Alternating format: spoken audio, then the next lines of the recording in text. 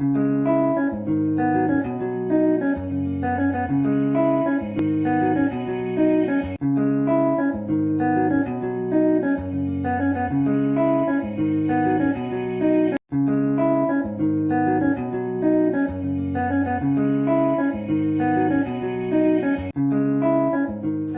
réconciliation non achevée est un appel voilé au précédent différent, disait Assoumou Urbain Kadjo. Amis internautes de Royal TV Bénin, de Royal News FM, salut et bienvenue sur cette émission spéciale de rumeurs à la réalité. Les réseaux sociaux ont annoncé le mardi 21 septembre 2021 dernier une probable rencontre entre le président Patrice Talon et son prédécesseur Dr Thomas Boni Yayi. Et puis le mercredi 22 septembre 2021, dernier, les chefs d'État du Bénin, l'ancien et l'actuel, se sont rencontrés au palais de la Marina, dont le seul point débattu est la décryptation de l'actualité politique au Bénin. Pour décrypter de cette rencontre très louable et appréciable, je reçois sur ce plateau M. Julien Agossou Bodé. Il est acteur politique et ancien deuxième adjoint au maire de la commune de Dangbo. Bonjour M. Agossou Bodé. Bonjour monsieur le journaliste. Merci d'accepter l'invitation. C'est un plaisir pour moi. Amis internautes de Royal TV Bénin, de Royal News FM, avant de revenir sur ce plateau, merci de suivre ces extraits. Le président Boni Yayi a passé 10 années ici, au service de notre pays. Et vous imaginez quel est mon plaisir et l'honneur que j'éprouve en le recevant ici.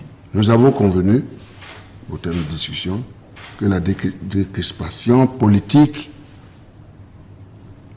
est indispensable. Je crois qu'il a indiqué. À la paix durable dans notre cité commune afin d'assurer notre vivre ensemble, la concorde et la cohésion nationale. Beaucoup croient qu'il y a un problème profond. Talon Yayi. Non. J'ai souhaité qu'il mette fin, ou qu'il soit mis fin, le français se dit, aux arrestations politiques et d'opinion pour permettre à tous nos compatriotes réfugiés, notamment dans les pays voisins, de rentrer chez eux. Le point suivant, le point B, est de libérer les détenus politiques, dont, entre autres, nos compatriotes, par exemple, Madame la ministre Rekia Madougou, Joël Ivo, qui ont été des candidats recalés à la dernière présidentielle. Bien évidemment, le cas de nombreux jeunes en souffrance dans nos prisons ne nous a pas échappé. Et le président m'a écouté, a passé son temps à m'écouter religieusement. Puis je lui ai dit, j'ai souhaité qu'il puisse dans l'arsenal institutionnel dont il dispose, et il en a, et douane, afin de favoriser le retour. C'est moi qui demande. C'est lui qui décide. Il a tous les moyens. Ainsi est faite notre constitution, le régime présidentiel. Il vient, il a souhaité, dans les meilleurs délais, n'est-ce pas, le retour de ces exilés politiques dans la mère patrie, de tous ces exilés politiques condamnés ou non. Donc, je lui ai proposé, c'est une requête, qu'il décide d'institutionnaliser, dans la mesure du possible, une concertation périodique avec les anciens présidents et autres sages de la société civile pour prévenir toute crise susceptible de remettre en cause notre démocratie. Voilà, M. Julien Agossou Bodé, vous venez de suivre les interventions des deux présidents. Quelle est votre réaction?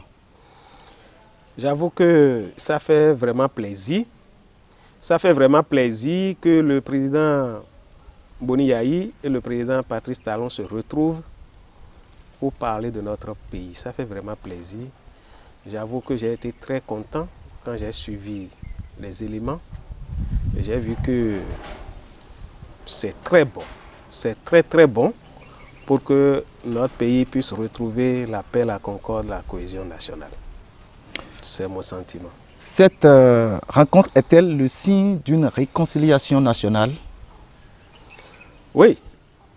De mon point de vue, cette rencontre, si elle est bien pensée, doit être un début de la réconciliation nationale, si c'est bien pensé. Mais qu'est-ce qui avait divisé les deux hommes? S'ils ont réussi à passer un coup de chiffon sur ce qui les avait divisés, en sachant que ce qui nous réunit est plus grand que ce qui nous divise, je crois que la réconciliation est possible au Bénin. Et que pourrait être l'espoir du peuple béninois? Oui, à travers cette réconciliation, notre pays peut désormais espérer que plus jamais il n'y aura de crise politique, plus jamais les gens ne mourront plus, plus jamais de mauvaises choses ne se passeront plus dans notre pays, parce que ce qui est clair, si les deux hommes parlent le même langage véritablement, ça va apaiser les uns et les autres. Parce que vous le savez, le président Yahi Boni, ce qui gênait, c'est que le président Yahi Boni est un homme très populaire. Il faut l'avouer, il est plus populaire que le président Talon. Lui-même le sait. Ah bon? Oui, il est plus populaire que Talon. Ça aussi, c'est un problème? Oui, Yahi est plus populaire que Talon. De manière que toutes les fois qu'il sort dans la rue, on voit derrière lui du monde. Ce qui peut inciter à la violence. Et d'ailleurs, ça a incité à la violence dans notre pays. Ce que le président actuel n'a jamais aimé. Il a voulu que lui, il veut poser les fondamentaux pour son pays, et en voulant le faire, il ne veut pas que les gens le bousculent, il ne veut pas que les gens constituent d'obstacles pour ce que lui veut faire. Maintenant, si les deux hommes se comprennent et que désormais ils puissent parler le même langage, qu'ils puissent se concerter pour ce qui concerne le développement de notre pays, je crois que ça fait bon signe. Merci, monsieur le maire. Le président Patrice Talon, lors de son investiture le 23 mai dernier, avait annoncé une assise nationale. Est-ce le début de cette assise ou bien le début de cette promesse? Je ne saurais le dire. Il a annoncé, c'est un homme de parole. Il a annoncé quand il dit fait. Il a annoncé les assises nationales. Je ne sais pas si c'est le début, mais je sais qu'il atteindra l'objectif. Donc, il y aura une assise nationale. C'est sûr, je crois qu'il aura une assise nationale, puisque c'est lui-même qui l'a dit. Et quand il dit, il fait. Voilà. Monsieur Agassou Bodé, cette rencontre de ces deux grandes personnalités du Bénin n'est pas restée sans appréciation des citoyens. Amis internautes de Royal TV Bénin, de Royal News FM, je vous invite à suivre ces extraits. Moi, je salue cet acte. Voilà ce qui vient de se passer. Moi, je crois que c'est une leçon pour les Béninois. Il faut que les Béninois sachent que l'histoire de politique, faut pas trop se mêler. C'est une grande joie. Tout le peuple béninois vient d'être libéré. Comme nos ancêtres politiques l'ont dit, le Bénin étonne et étonnera toujours. Je crois que tout bon Béninois, tout bon citoyen doit apprécier le geste. C'est la preuve que la main tendue du chef de l'État est en train d'être acceptée. Et pour ceux qui connaissent les deux personnalités qui se sont rencontrées aujourd'hui, ce n'est pas des personnalités des moindres. On a bien dit Yahi Boni et Patrice Talon. C'est quand même des chefs d'État qui ont servi ce pays et qui ont donné le meilleur d'eux-mêmes. Le Bénin est un pays de la paix et tout le monde le sait. Vous savez, c'est un grand signe qui devrait montrer à la jeunesse d'aujourd'hui de savoir agir, de savoir se comporter politiquement. Sinon, selon les militants, c'est que c'est deux droites parallèles qui ne vont jamais se rencontrer. Voilà qui se sont déjà rencontrés aujourd'hui. Cette rencontre nous réconforte et ça a créé l'unité nationale du nord au sud. Et c'est le Bénin qui gagne, c'est le Bénin qui a véritablement gagné pour ces 50 minutes passées au palais de la Marina par l'ancien chef d'État Boni Yahi. Voilà, monsieur Julien Agassou Bodé, tous sont heureux pour cette rencontre historique comme vous venez de le constater. Que souhaitez-vous pour cette joie des citoyens? Oui, joie des citoyens. Mon souhait, c'est que, vous savez, en politique, il n'y a que des baisers de Judas. En politique, il n'y a que des baisers de Judas. Que la rencontre soit une rencontre de cœur. que ce ne soit pas une rencontre de façade. C'est important. Où les gens voudront sauvegarder leurs intérêts politiques pour que l'atteinte des populations soit bafouée. Ce que les populations attendent de cette rencontre, c'est que désormais notre pays puisse vivre pacifiquement sa démocratie. Mais ce qui les avait divisés, nous savons, c'est les intérêts. C'est les intérêts qui les avaient divisés. Ah bon? Oui, c'est ça. C'est les intérêts qui les avaient divisés. L'autre a envoyé Yaïboni, il a envoyé Talon en exil. Talon est revenu, Talon est devenu président de la République. Il ne veut pas digérer ça. Et le problème, ce n'est pas Yaïboni lui-même, c'est son groupe. C'est son groupe politique qui pense que non, il faut renverser Talon pour que nous soyons toujours les chouchous du Bénin. C'est ça. C'est ce qui les a divisés. Alors, si tout ça là est mis de côté, nous évoluons. Et moi, je pense même que, tel que c'est dit là, si j'avais la possibilité de proposer une loi au niveau de notre Assemblée nationale, c'est de souhaiter que, dès que quelqu'un finit d'être président de ce pays, qu'il devienne conseiller politique du président qui est en exercice. Devenir opposant, c'est ça qui crée toutes les frustrations que nous rencontrons. Alors, quand on a géré ce pays, on peut mettre son expérience à profit de celui qui est en exercice pour que les choses se passent très bien.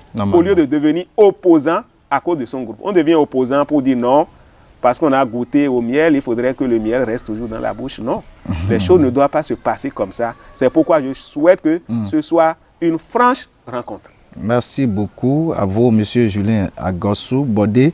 Le président Boni Yayi a fait quelques doléances à son successeur. Moi, j'ai proposé, mais c'est lui qui décide. A-t-il déclaré? Que pensez-vous, sinon pensez-vous que le président Patrice Talon va exécuter toutes ces requêtes-là? Merci, monsieur le journaliste. Lui-même, il reste prudent. Le président Boni Yayi, c'est un sachant, il reste prudent. Il sait que tout ce qu'il a demandé ne sera pas exécuté, ne sera pas accepté par le président de la République. À 100%? À 100%, non. Parce que, à vrai dire, pour moi, Julien Agossou Bodé, il n'y a pas de détenu politique. Ah bon? Non, il n'y en a pas. Et Ricky Amadougou? Non. Joël Aïvo? Je vais vous dire quelque chose. Joël Aïvo, c'est un frère, c'est un ami, je le connais très bien. Il n'est pas violent. Mais si ses propos incitent à la violence, on ne peut pas dire qu'il est un détenu politique. Cependant, il est terroriste. Cependant, je dis, Joël Aïvo en prison, c'est un gâchis au plan international. Et je passe par le même canal pour demander au président de la République que si ces deux cas-là, nous sommes à genoux, c'est des valeurs qui sont en prison, que le président Patrice Talon écoute le président Boni Yayi et qu'il sache que nous-mêmes Béninois qui le soutenons, nous voulons bien que ces deux-là soient libérés. Merci beaucoup. Le président Boni Yayi a souhaité ce que, selon l'agenda du président Patrice Talon, des rencontres avec des anciens chefs d'État et les sages de l'organisation de la société civile soient organisées. Qu'en pensez-vous? C'est une belle proposition. Lorsqu'on sent la crise venir, si les anciens présidents, avec certains sages de la société civile ou bien d'autres personnalités politiques de ce pays, peuvent s'asseoir et prévenir la crise, je crois que la paix dans notre pays sera durable. Mais si rien n'est fait en amont et qu'on attend d'abord d'être en crise avant de penser régler les solutions, je crois que les bouleversements continueront toujours. Or, s'ils sont vraiment sincères dans ce qu'ils se sont dit au palais, c'est que je demanderai au président de la République d'organiser ces séances périodiquement, de les écouter, de leur dire, parce qu'il y a quelque chose. Il y a le politique qui va intervenir parce qu'il a vu la gestion des autres. Et lui sait que maintenant, il doit tout faire pour donner les fondamentaux à son pays. Il veut sauvegarder l'intérêt général. Et dans ces conditions, ça peut ne pas plaire aux autres. Ça peut ne pas plaire aux autres, mais les autres doivent savoir que lui, il a un projet de société qu'il veut exécuter. Et par rapport à son projet de société, ils doivent l'écouter et le conseiller pour dire, bon, peut-être on ferait comme ceci et comme cela, mais dans la droite ligne que vous, président de la République, vous atteignez vos objectifs. Si c'est le cas, ça peut aller. Donc jusque-là, il doit avoir la prudence aussi. Mais le président Patrice Talon doit être prudent. Il doit être prudent. Ce n'est pas parce qu'ils se sont retrouvés qu'il va perdre de vue sa ligne de conduite, parce que nous n'allons plus retourner dans l'autre Bénin. Nous sommes dans la rupture. Nous voulons cesser avec nos anciennes habitudes qui n'ont pas permis à ce pays d'avancer. Les détournements, la corruption, ces mots-là qu'il est en train, qu'il est en train de chasser de notre pays, on ne doit plus ramener ces vices-là au Bénin. Non, on ne doit plus tomber dans l'ancien Bénin où tout est permis. Vous voyez, je le disais tantôt, le président Yahi est très populaire. Il est sentimentaliste. Il ne veut pas voir souffrir. Mais ça a fait quoi? Le laisser aller.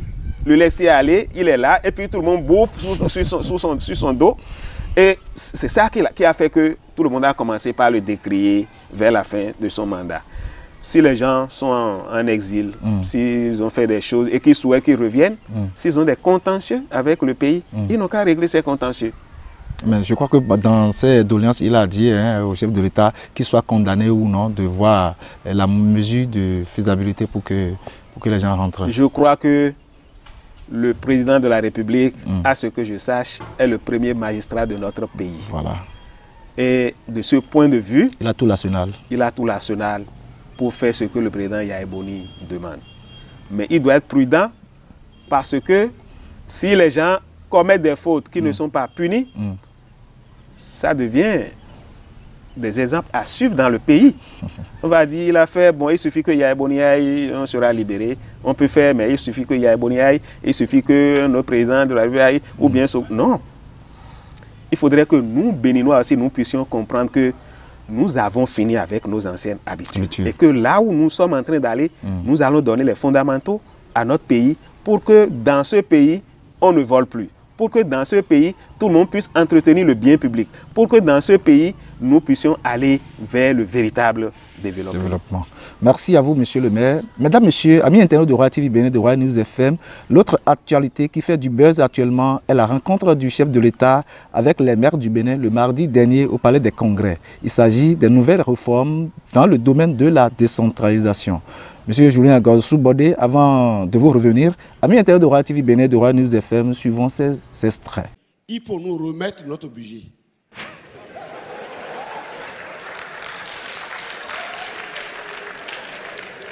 Si vous enlevez le budget, vous avez vidé le maire qui est un organe aussi de son contenu. Parce qu'on va dire au village, mais lui, il n'a plus rien. Le maire de Kouamassé a dit ce que tout le monde pense. Puisque quand il a parlé, beaucoup ont applaudi dans la salle. C'est un cri de cœur légitime. J'ai fait campagne, présenté un projet de société, j'ai été élu. Je vais mettre en œuvre ma vision, ma politique. Et puis on me retire le budget. On dit que c'est quelqu'un d'autre qui va exercer, qui sera ordonnateur du budget. Laissez-nous notre budget.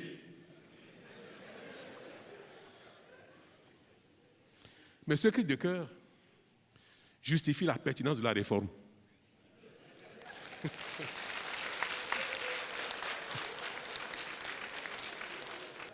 Parce que vous avez dit ça là. Aujourd'hui, ça prouve que, avant de quitter ici, il faut qu'on valide. Ah oui. Moi, ça m'a beaucoup plu quand il a dit ça. Oh, j'étais satisfait et dit, voilà, on a touché du doigt le problème. On a mis le doigt sur ce qu'il faut faire. Monsieur le maire, votre budget ne vous appartient pas, c'est le budget de la commune. Ce n'est pas votre argent. Ce n'est pas votre argent. C'est l'argent des contribuables. Monsieur le maire, moi j'ai été élu, la deuxième fois, élu président de la République. J'ai jamais été tenté de changer la Constitution pour devenir ordonnateur. Je ne suis pas ordonnateur du budget national. Ce n'est pas moi qui signe les chèques.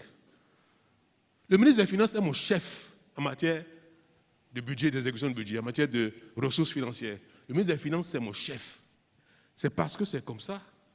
Aujourd'hui, nous avons choisi de vivre selon les règles modernes de gestion qui ont fait leur preuve et qui font que nous voulons nous développer comme le monde entier aujourd'hui.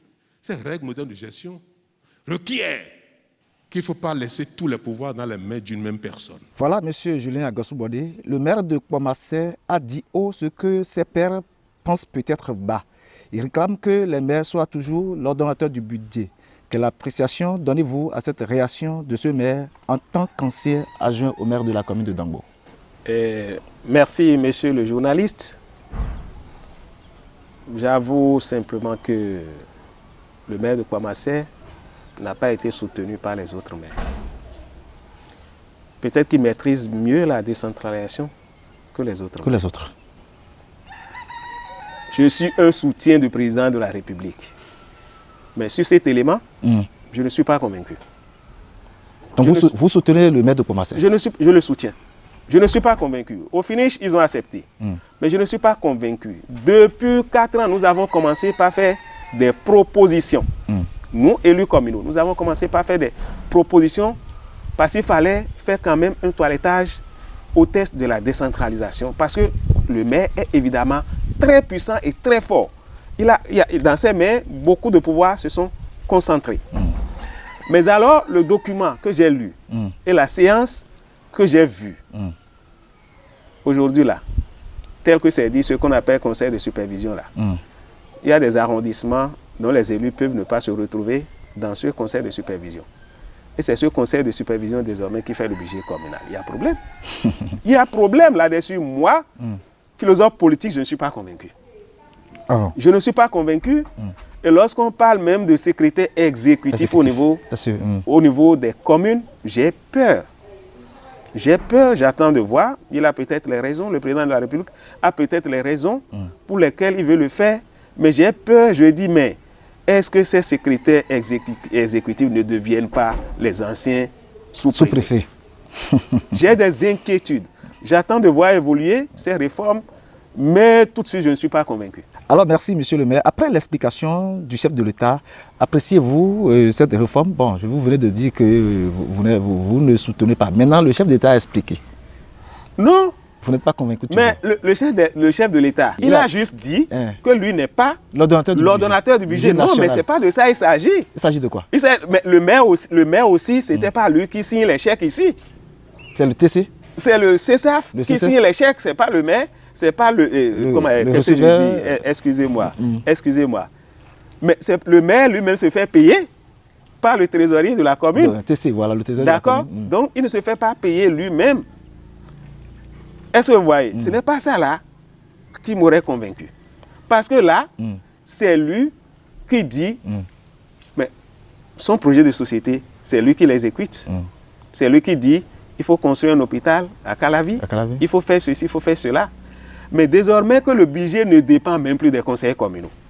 Le conseil de supervision fera le budget qu'on va présenter aux conseils communaux. Leur rôle est. J'ai des inquiétudes par rapport à ces réformes.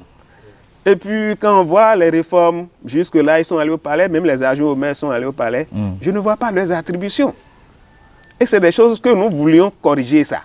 Il faudrait que des adjoints au maire aient des attributions.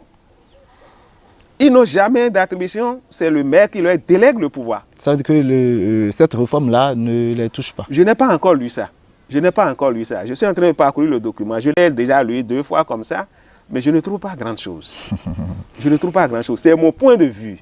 Mais le président de la République a certainement des raisons pour lesquelles il pense que les réformes doivent aller dans ce sens. Tout à l'heure, vous disiez que cette réforme, ça semble à l'ancien système dont il y a un sous-préfet, alors que la décentralisation, c'est le pouvoir à la base. Tout à fait. Jusque-là, est-ce qu'avec cette réforme-là et votre explication, on est encore dans la décentralisation? Alors, monsieur le journaliste, comme je vous le disais tantôt, je dis, je soutiens le chef de l'État dans les actes qu'il pose, mais là-dessus, pour ces réformes, je ne suis pas convaincu.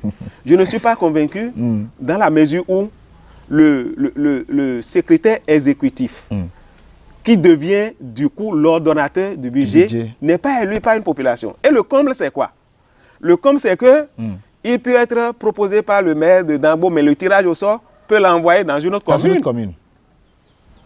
La zone qui ne maîtrise pas. Une zone qui ne maîtrise pas, les réalités dont il ne connaît pas les réalités. De toutes les façons, quand nous aurions lu entièrement le document, si nous avons des propositions à faire, nous allons les faire. en tant que citoyen qui soutient le président en exercice, on va faire des choses là, parce que ça inquiète. Ça inquiète un maire a une vision pour le développement de sa commune. D'accord. Si beaucoup de pouvoirs sont concentrés dans ses mains, ces pouvoirs-là, on les attribue, on attribue des pouvoirs à ses adjoints. Les chefs d'arrondissement ont de pouvoir sur le territoire. Et dans ces conditions, le secrétaire général, pour moi, c'est ça qui convient à la décentralisation. Quelqu'un qui est nommé, il se fout de tout le monde. Il est nommé. Il est nommé. Un décret. Il est nommé par un décret. Il n'est pas élu par une population. Et puis il n'est pas allé en campagne quelque part pour dire, bon voilà, je connais les problèmes de cet arrondissement, tel arrondissement, je connais ses problèmes, ma commune, je connais ses problèmes, et dès que je serai maire, voilà comment j'entends gérer les ressources pour régler les problèmes de ma commune. Je pense que les maires ne nous ont pas fait plaisir, je les ai vus même applaudir dans la salle. Je les ai vus applaudir dans la salle. Est-ce qu'ils ont eu les documents? Est-ce qu'ils les ont lus? Ou bien ils sont allés seulement applaudir? Je n'ai pas compris. Parce que ce dont nous avons besoin pour aller à la décentralisation, c'est que l'administration soit rapprochée des administrés. Et que c'est là même le lieu d'exercice de la démocratie. Avec un nommé là, vraiment, j'avoue que moi, je ne suis pas convaincu par rapport à ces réformes. C'est mon point de vue. Ça veut dire que selon vous, cette réforme n'aura aucun impact positif dans les communes? Tout de suite, je ne vois pas. D'accord. Tout de suite, je ne vois pas les impacts positifs de ces réformes. Nous sommes pratiquement à la fin de cette émission. Tout à l'heure, vous disiez que vous n'avez pas vu qu'une attribution pour les adjoints au maire. Donc, ceux qui deviendront... Vous en avez vu, vous autres? Je n'en ai pas vu aussi. Je n'ai pas vu leur attribution parce que les réformes, en principe, au niveau de la décentralisation, les pouvoirs qui sont concentrés dans les maires. Vous savez, même la simple légalisation, là, j'ai été adjoint au maire. Si vous n'avez pas l'arrêté du maire qui dit je vous délègue telle situation, je vous dis vous pouvez célébrer un mariage, vous pouvez faire ceci, vous ne pouvez pas faire en tant qu'adjoint au maire.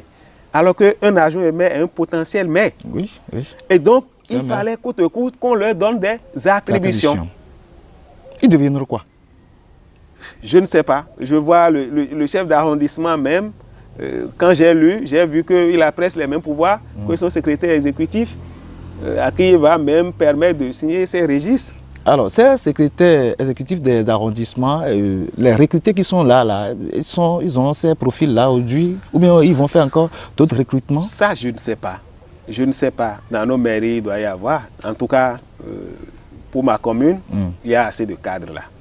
Pour la commune de Dambo, si ce n'est que Bac plus 3 pour être secrétaire exécutif d'arrondissement. Dans les 7 arrondissements? Dans les 7, il n'y aura pas de problème pour ça. Il n'y aura pas de problème pour ça. Les cadres A1 aussi existent dans notre commune, là, ils travaillent à notre mairie, il n'y a pas de problème pour ça. Mais là n'est pas le problème.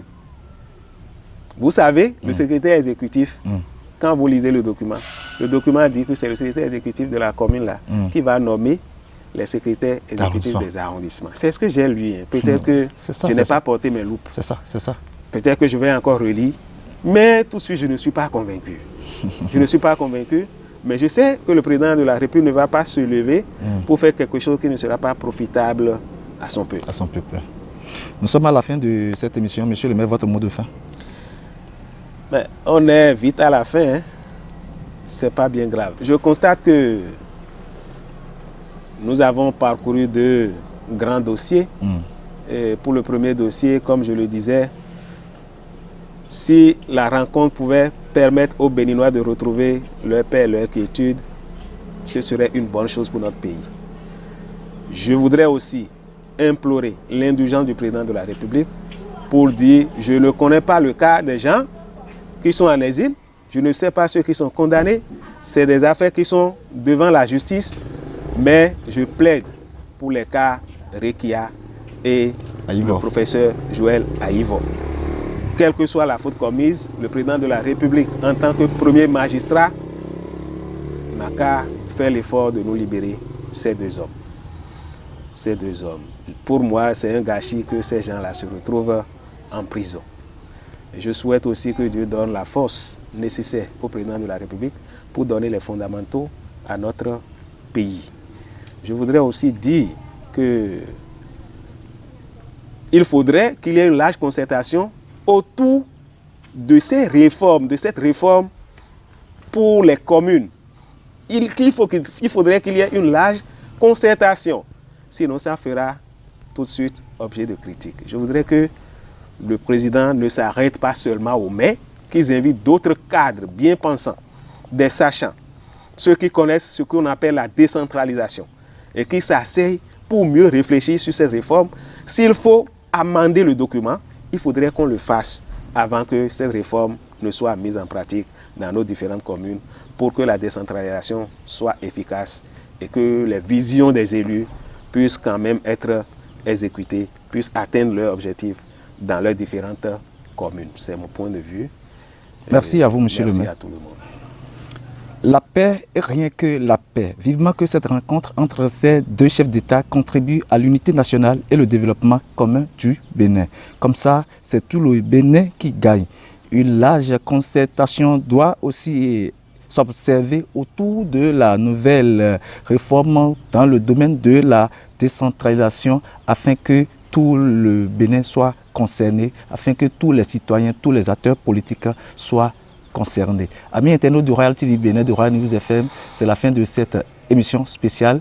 Merci de nous avoir suivis et à la prochaine.